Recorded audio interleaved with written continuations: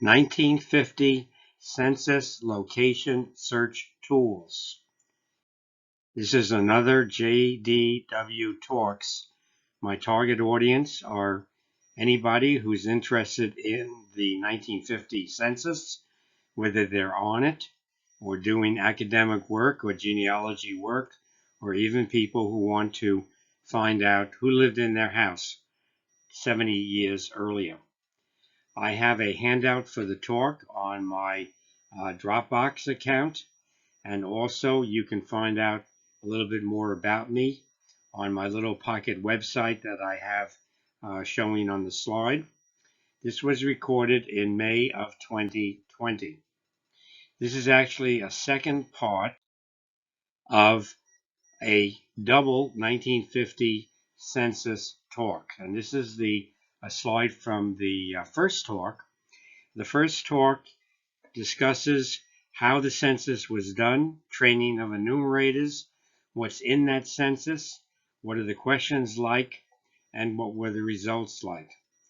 This particular talk, this present one, the goal is a little bit more focused, and that's to discuss use of census maps and enumeration district data to find people on the 1950 census. That census is going to open on April 1st, 2022.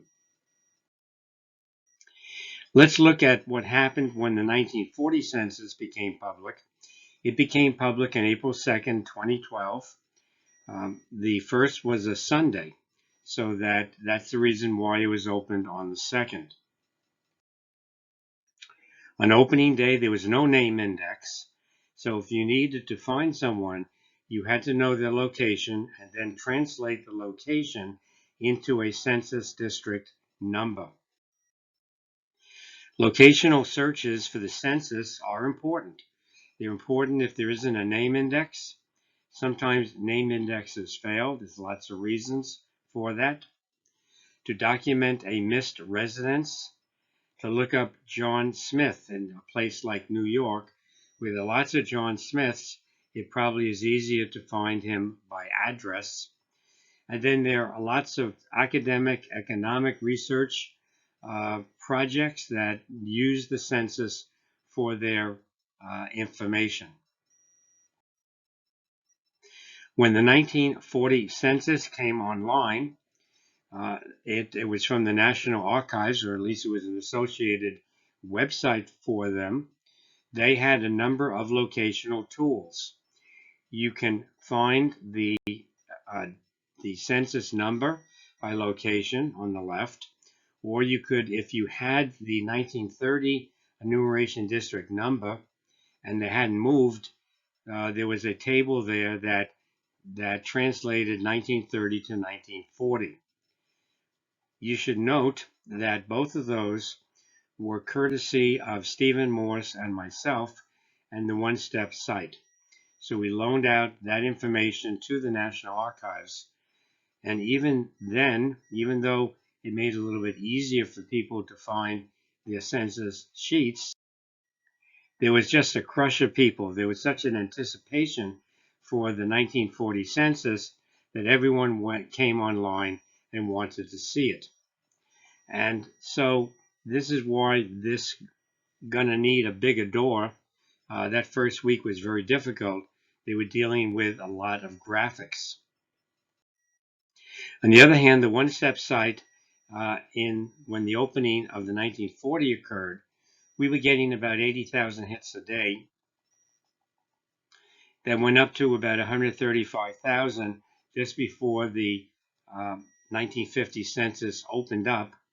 And then we had an incredible April 2nd, when the number of hits was over 2 million hits that day. So the lesson here is to prepare early and get your census district number if you have a location, so you'll be in a better shape than a lot of the people were in 1940. In order to come up with a name index for the 1940 census, a consortium of groups came together, and as you can see here, over 5 months. It took them 5 months and 160,000 volunteers to come up with a free index. And so the main group was Family Search. Quite a project, crowdsourcing project. But we're interested in the 1950 census, so let's take a look at that. And here, whoops, no, this is the wrong census. This is the annual London Zoo census. I couldn't resist getting this for my collection. We want a human census. And there's the schedule, the 1950 schedule on the left. And I'm holding part of my collection of census memorabilia on the right. And we discussed the schedules on the first part of this two-part PowerPoint presentation. So let's try and predict what the National Archive is going to do. We have no official ties to the National Archive. I want to emphasize that. NARA is the National Archives and Record Administration. We will call it National Archives. And we can predict basically what most of the stuff is going to look like that they are going to provide. That they're going to provide the census schedules online, digital online. They have already put up, and we will discuss it later, a number of census district maps that can be looked at. And they haven't yet put up film that defines the district definitions, and they may use that also as an index as well. However, besides the National Archives, as I mentioned, this person says, I don't always use census location tools, but when I do, I use stevemorse.org. I don't know whether it's better when you have a beer to use our website or not. That's up to research. This is the one-step web pages by Stephen P. Morse. It originally started with the Ellis Island section, and the second section was the census section. This is at stevemorse.org. It's not at .com. There are about 300 utilities. It's a free site, as are our utilities for finding people on the 1950 census. So the second and very large section is about the U.S. Census, and this started as a partnership between Steve and myself in January of 2002 when we were getting ready for the 1930 census. And we've had an active partnership ever since. I call what we are doing Project 1950, and I want to tell you a little bit about that and to tell you how to use it. In order to understand that, you must understand that the basic unit for geographical searches is going to be an enumeration district.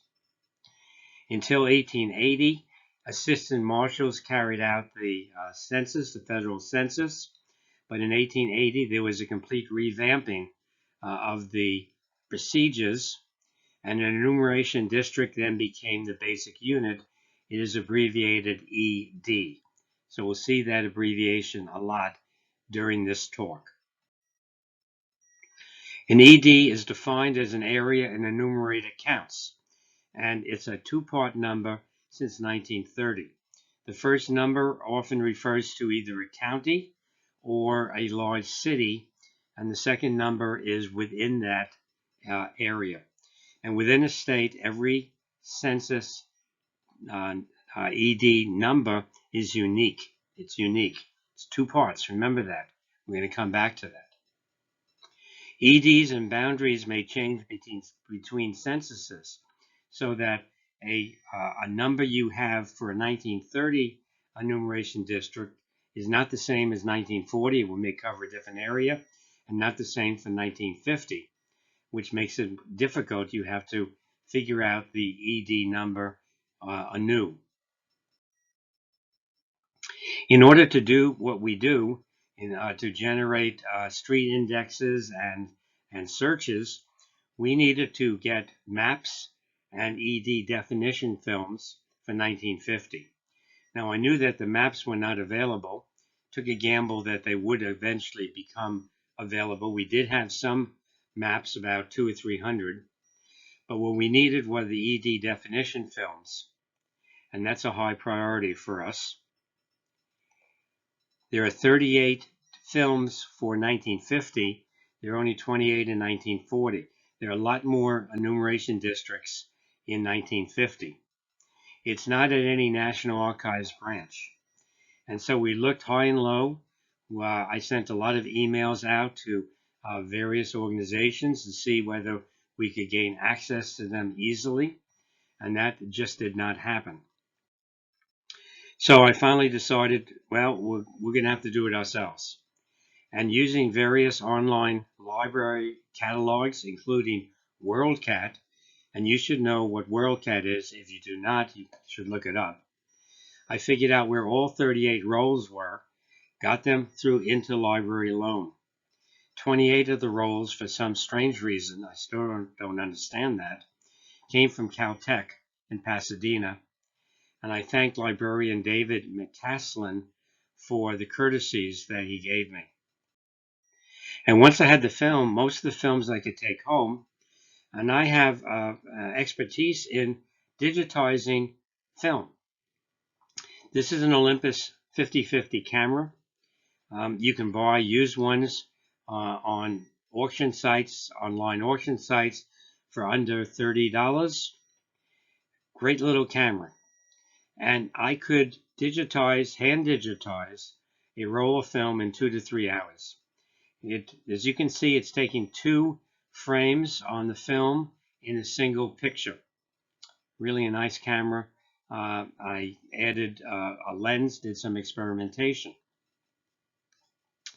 It took 5 months from start to finish, from looking for the films to finishing it, and 36,700 clicks of that camera. In fact, it survived it, and I had bought 2 more cameras, so I had all 3 of them for the project. Once we had the film digitized, Steve put it on the One Step site. That was on October of 2012. And once we had that, we could then have volunteers throughout the world helping us to transcribe it. So phase 1 is to transcribe all 230,000 Census Bureau ED definitions. In order to get volunteers, I asked my colleagues to advertise that we needed help. And as you can see here are some of the people who helped us. You appreciate that. You recognize some of them. We also put a banner up on our own website that we needed volunteers. That banner is no longer there because we don't need volunteers anymore. The project is basically done.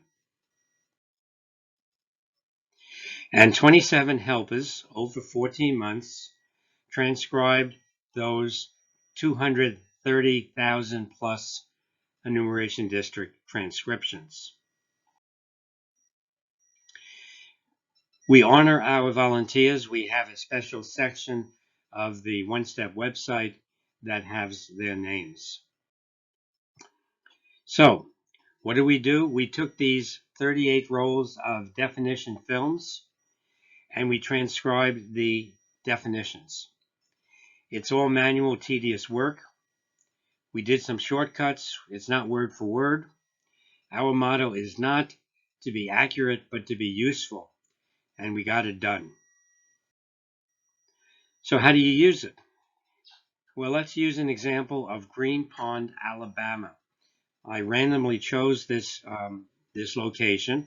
This is an unincorporated community in Bibb County, Alabama, and I've used it for a lot of my talks. This is what the 1940 enumeration district definition looks like. It's 4-1. It has Green Pond in the definition, unincorporated community. You can see a map up there of 4-1. Maps were available for 1940 census. Not very good maps. They were in black and white, and there were other problems. Now, this is how we transcribed 4-1. Election Precinct 1, Kingdom, Green Pond, MARTABAN, Woodstock. So a lot of the material there is just noise for us. Wasn't really necessary. It would increase our transcriptions. These enumeration district definitions are also available at the National Archives catalog, but let me tell you the problem here. The problem is that, and there's what I looked for. The problem is that the search terms you use come from the file title, description, user tags, we'll talk about tagging later, and other fields. And as you can see, the definition here does not include Green Pond. So if you were to put Green Pond there, you would not find the enumeration district that it was in. So there's a value here, but our process goes a lot deeper. The resolution is much greater. If you look at the 1940 definition, you'll see that there is a 1940 ED number and a 1930 ED number. And it was possible to produce a table of values so that if you knew that your person was in 4-2 in 1930 and entered it into our utility, we would say they're in 4-1 in 1940. So let's bring in the 1950 enumeration district definition. You can see that the film is the filming of the original, which I think still exists, is not that great. So what I'll do is I will show you what's on there. That's one of the reasons why probably we could not use OCR, optical character resolution, OCR. Maybe that's not the right word for that. But it's interesting because, and I'll tilt this a little bit, there were 1,400 people plus in 1940 on the census, and in 1950 the same location had lost 400 people. Yet it was split into two different enumeration districts.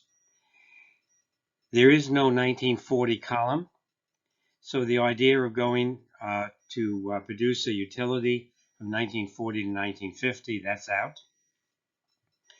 But if you notice that that these unincorporated communities in 1940 are no longer shown in 1950, and that's a major loss of information.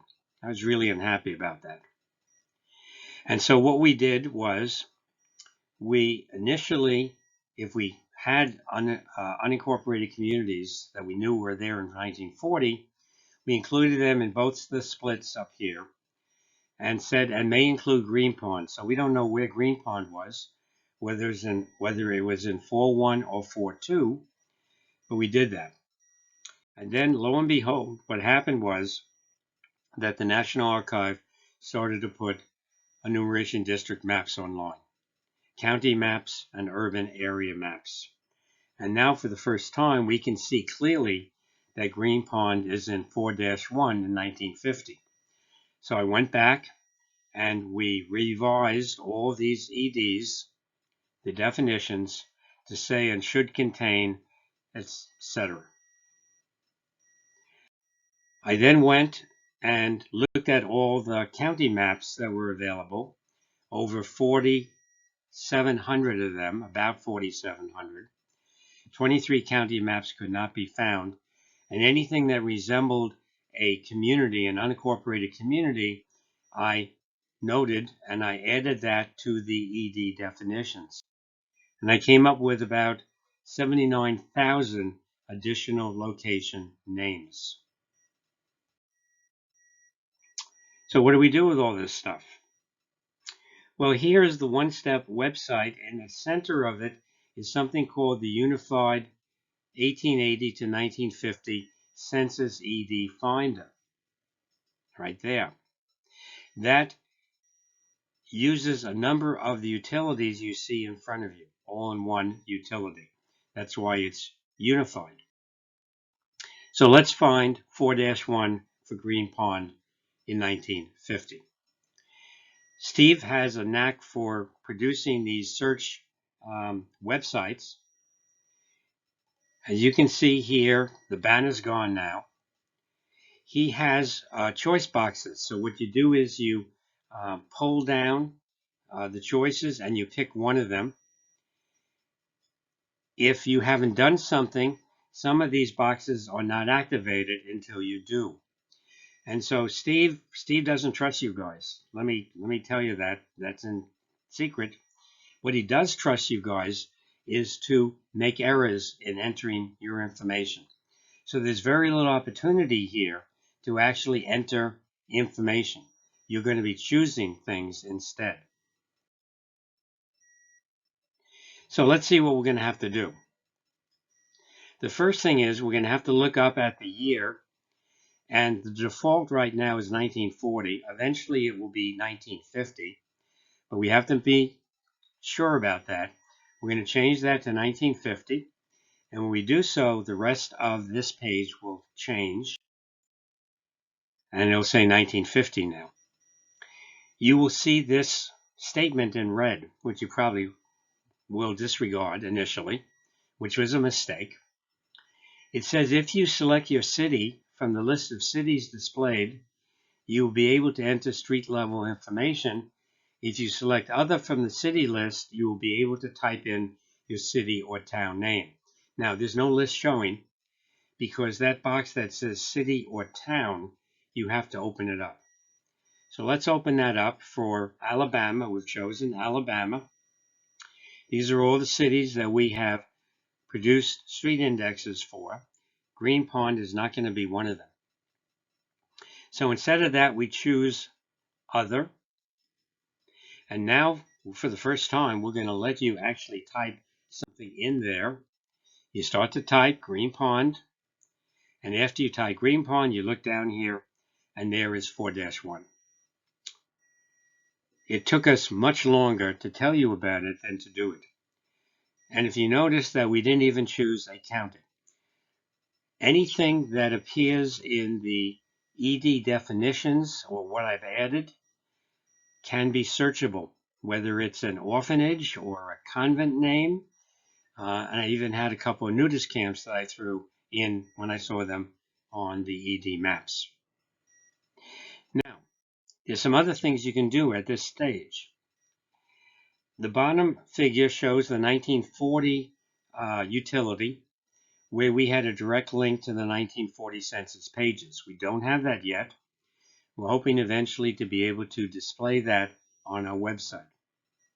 So if you look at the top, the 4-1 is a link. If we click on that, it takes us to the first image of 4. 4 is Bibb County.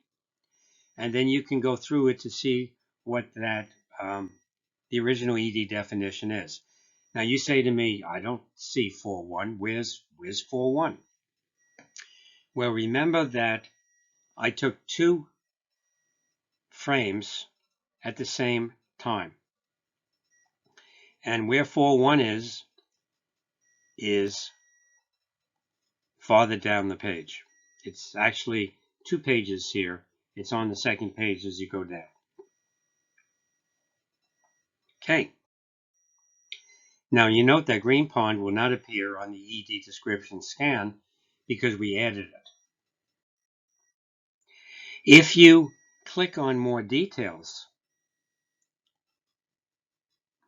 it will then show you our transcription and any lines, any transcriptions of other ED numbers there. In other words, if we had 4-1, 4-2, 4-3, and clicked on more details, we would see 3 lines of definitions, not just 1. And here we see Green Pond, and also that we have augmented with additional institution and community names, the original definitions. This is, and I want to emphasize this is our main search tool for rural areas and urban communities under about 5,000 people. That's about 40% of the 1950 U.S. population. It should not be the search tool for urban areas of about 5,000 or more in population. We have another utility for that, and I'll show you why. I'm going to switch to an urban example. So here we have a house in Northwest Washington, D.C., and picture this house 70 years earlier. I can picture a census enumerator getting out to this house and enumerating this family. In fact, this is a photographic opportunity. This was not a real enumerator. This was done for publicity to this house. And a number of these photos I acquired, they were sent to various newspapers. And from the back of the photos and using city directories, I know where this house is, who lived in it, what's the number of the house. It's on Patterson Street. So this is my major example. We're going to try and figure out what enumeration district this house is in. It's in 1-578. This is what let's see, this is 1940 or 1950. I think it's 1950 Census District. It has 3 boundaries. There are 3 boundaries here. And this is how we defined it, transcribed it. It's bounded by city limits on one side, Broad Branch Road on a second side, etc. So these are boundaries, and it's a triangular shape. Usually you expect to see 4 lines there, north, east, south, west side. In fact, there's a lot more street names within this enumeration district. Keep that in mind. So I go to the Unified tool. I pick District of Columbia.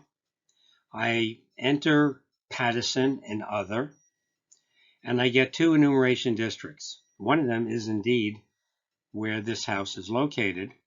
You can see it on the bottom. The 1-577 above it is more of a rectangle, and there's a northeast, southwest side, and we added those northeast, etc. to the our transcription. And you say, hey, that's pretty good. Here's the map. And the map says there's 578, there's 577, and there is the house that we're looking for in 1950. What's wrong with that? Well, there are 2 problems here. 2 problems. You can't get down to a single enumeration district number. You asked for Patterson, we gave you 2 EDs. And they missed 3 of them. There are actually 5 in Washington, D.C. One of them is on the northeast side. One of them is in 573, as you can see. It's Patterson Place. One of them is in 571. It's Patterson. And the orange lines define the enumeration district. So why didn't the utility pick up these other Pattersons? And the answer, if you've been paying attention, should be obvious. Okay, do people have the answer? And the answer is, we don't pick them up because they're not boundary streets, they're internal streets. And remember that the transcriptions were boundaries.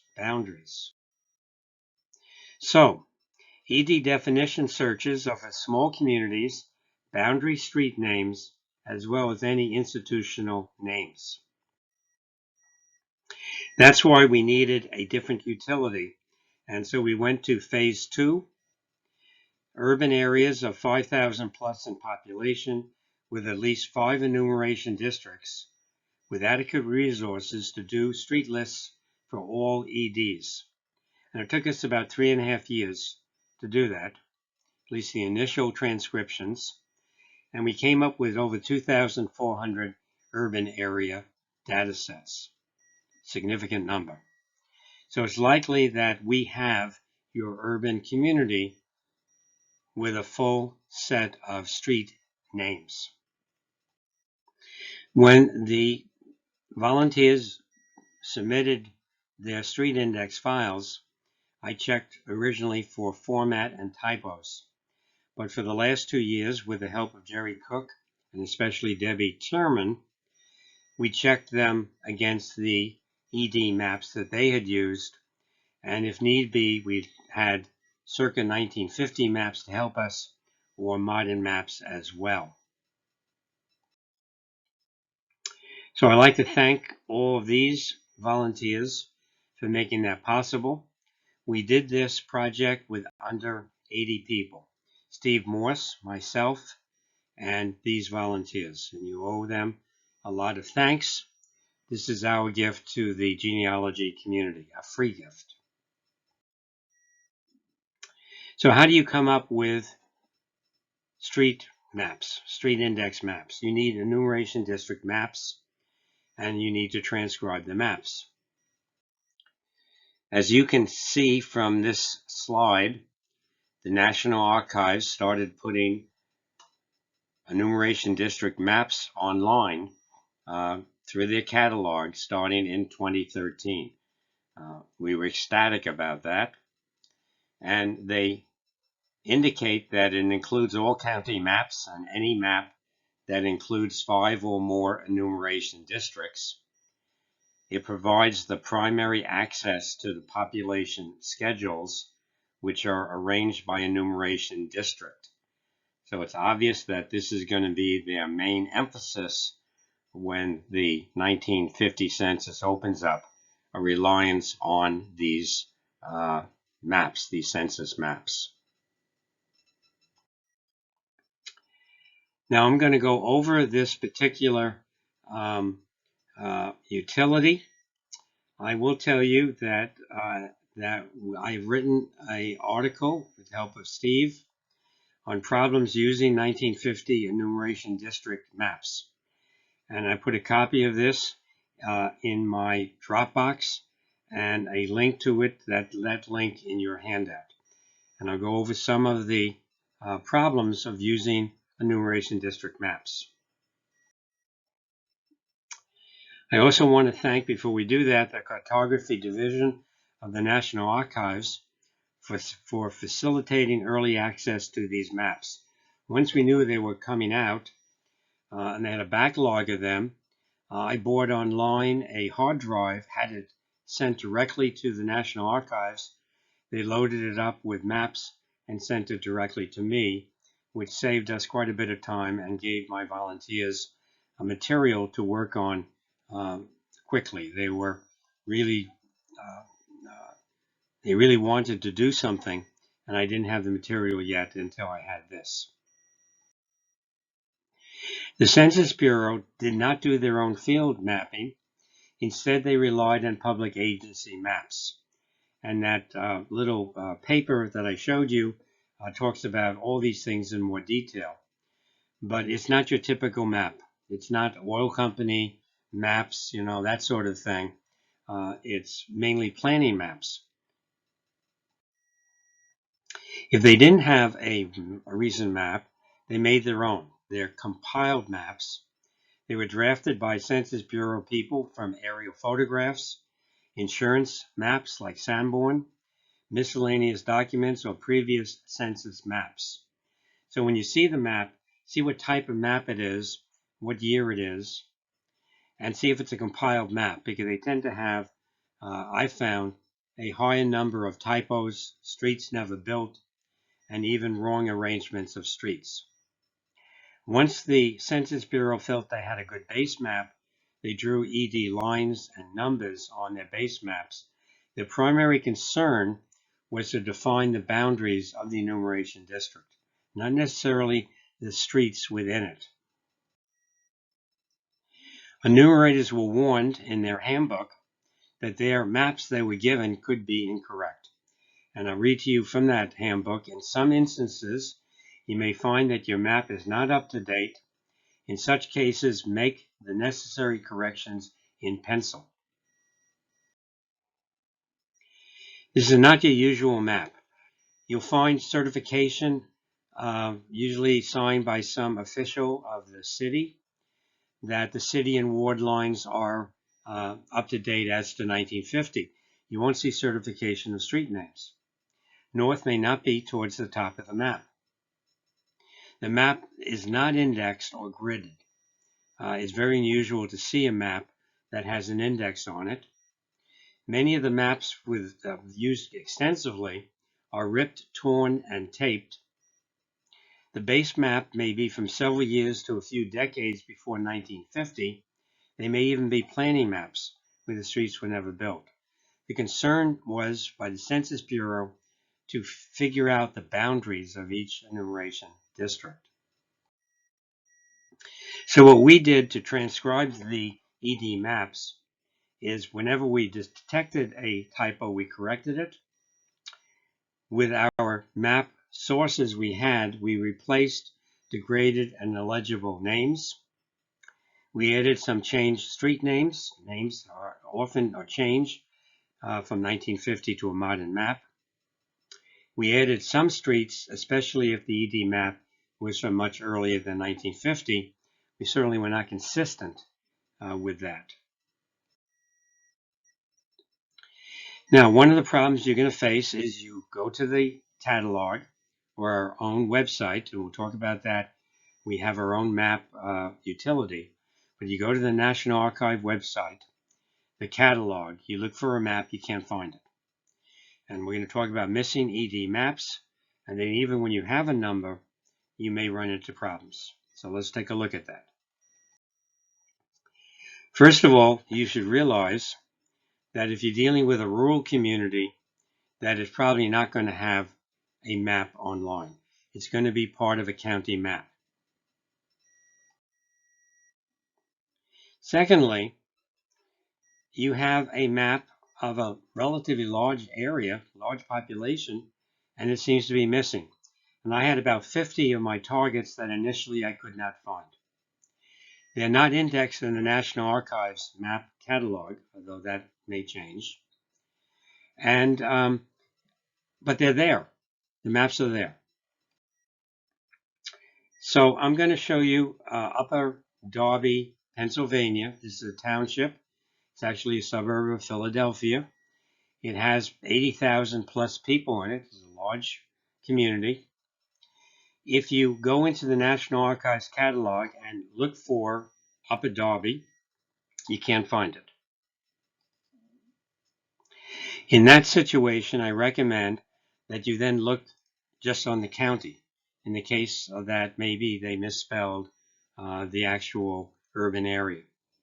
If you do that and it's in Delaware County and start looking down, and you'll see a number of communities.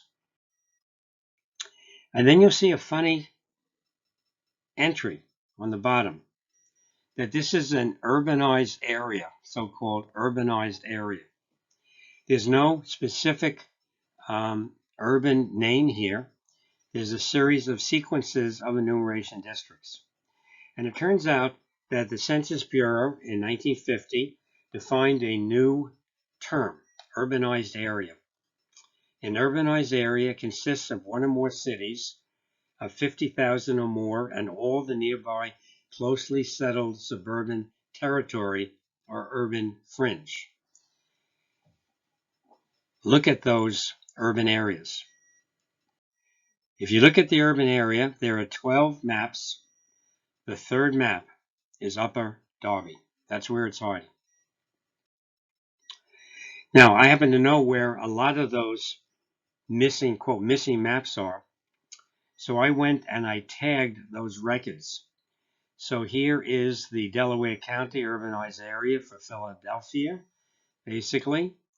And so I went and I put a tag in so that if everything works as it's supposed to, the tag is searchable.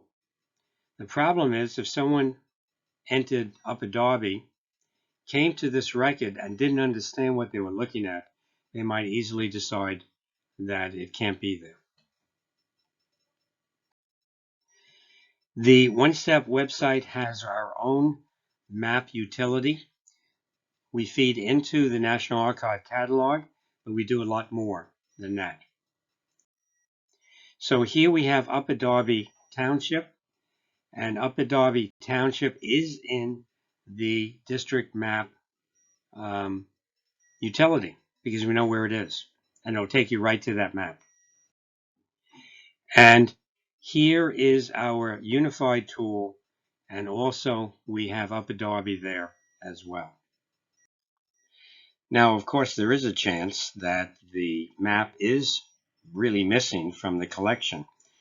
However, I don't know of any online index to all the maps that the National Archive has. So you don't know or not whether something is missing. Could have been missed on digitization, or it could be out for preservation. And I did inquire about Portland, Oregon, because that's a big city. And they told me for this one specific one, and they showed me that the record had been pulled for preservation in May of 2016. Now, I had gotten on interlibrary loan from the University of Oregon a film that they had photostatic images of the 1950 census for all the areas in Oregon. And the map there of Portland was in pretty bad shape. So what do? Well, what you do is you make your own enumeration district map. And we did it for the large cities. We did it for 20 urban areas of over 20,000. And for some of them in which the base map is not copyrighted, it's a public map, we put those online, and those are available through the map utility on the One-Step website. But remember also that we also did street indexes for these as well. So in order to do that, we had the ED boundaries, we had maps, and I used this Portland map because it's pretty, but that's not the one we used. And from that, we could create our own ED boundary map and then transcribe it. Hopefully the map that we used was close to 1950. There was also catalog index problems we found. Because initially I was capturing the maps that the National Archive was putting online, their file name is not, it's just a code name, and so I recoded it to save on my own computer. And because of that, I found a number of mislinked, mistyped, or misplaced maps. And in 2017 and 2018, I sent a large list to the National Archives. They fixed many of them, but not all of them. So if you can't find your map on the National Archives catalog, but we, the One-Step people, have a 1950 street index for that urban area, we must have either found the map on the catalog, one of those hidden maps, or made an ED map ourselves. Our map utility can direct you to about 10 mistyped and mislinked urban area maps. Some of these are quite large. I also tagged them on the catalog, and hopefully if that works, they will be accessible that way as well. So you have the map number. You shouldn't have any problems, right? Well, you may run into problems. So let me show you two problems you may run into. Let's look at the Washington, D.C. 1940 map. And as you can see, the star is Patterson. That's where our house is. You don't know anything about EDs. You look at the map and you say, well, it must be in 274. So you go to the 1940 official website. It asks you to enter the ED. You enter 274, and you press view it, expecting to see the schedules. Instead, you see an invalid enumeration district. And of course, the reason is that enumeration districts are a two-part number. It's not a single number. If we look at the 1950 Washington, D.C. map in the same area, again, a single number. In fact, most large cities have single number EDs shown, probably because there's so many EDs here, and some of the EDs are so small that it was easier just to drop the prefix. What you need to do in this case is you need to find the legend on the map. And the legend says all ED numbers preceded by, in the case of Washington, it would be 1-. In some of the large cities with multiple maps, you only see this on the first map legend. That wouldn't have helped you, by the way, in 1940, because the Washington map doesn't give you an indication that there's a 1- in front of all of those numbers. So you think you're scot-free, right? Well, let's try that again. What ED number should I put for this 1940 search? Well, what do you think? You want to put 1-274? Okay, let's see if that works. Oh, I'm sorry. We couldn't find any results. The 1940 website will let you know. And this is very interesting. If you go into the help section, it doesn't really help you to figure out what's going on. And this is what's going on. These ED maps were made maybe a year or two before the census was actually done. And when the supervisor of the area looked at the map, they said, hey, a single enumerator cannot do that. It's going to have to be divided. It has to be split. And the splits are shown on the ED definition films. They're not shown on the map. And so 274, 1-274, was split. Now in 1950, about 1 out of 35 urban enumeration districts are split. What does that mean? That means that you have an A, B, and C. 1-274A, 1-274B, 1-274C. 1-274 no longer exists. We now have 3 independent enumeration districts.